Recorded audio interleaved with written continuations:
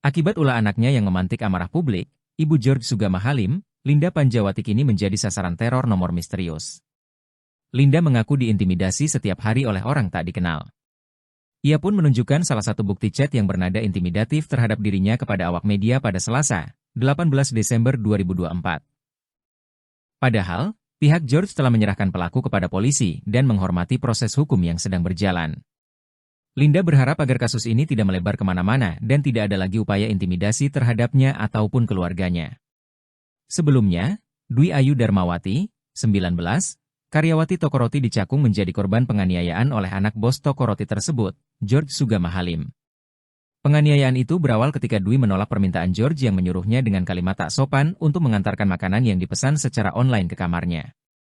Tapi George yang tidak terima permintaannya ditolak, korban justru melemparkan patung, mesin edisi, kursi, dan loyang hingga Dwi mengalami pendarahan di kepala dan luka memar. Setelah kasus itu viral, ia lalu ditangkap dan dijadikan tersangka.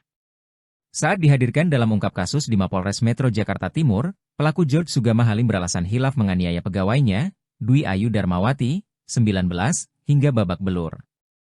Hal ini disampaikan George saat menjawab pertanyaan Kapolres Metro Jakarta Timur, Kombes Nicholas Ari Lilipali terkait alasan menganiaya Dwi pada 17 Oktober 2024 lalu.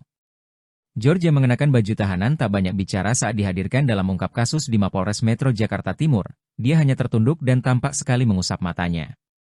Bahkan saat Nicholas menanyakan George menyesalkan atas tindak penganiayaan yang mengakibatkan Dwi terluka, George hanya menjawab pertanyaan dengan isyarat mengganggu.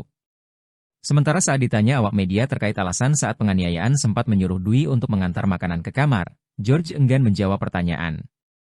George dijerat dengan pasal 351 KUHP, dan atau pasal 351 ayat 2 tentang penganiayaan. Korban Dwi Ayu mengatakan aksi penganiayaan yang dilakukan George sudah berulang kali. Hal ini yang membuat dirinya tidak tahan hingga melapor ke pihak kepolisian. Dwi Ayu pun mengungkap bila George sempat menyatakan dirinya tidak bisa diseret ke penjara. Lalu, aksi penganiayaan itu mencapai puncaknya pada Kamis, 17 Oktober 2024, lalu. Kala itu, pelaku meminta korban untuk mengantarkan pesanan makanannya.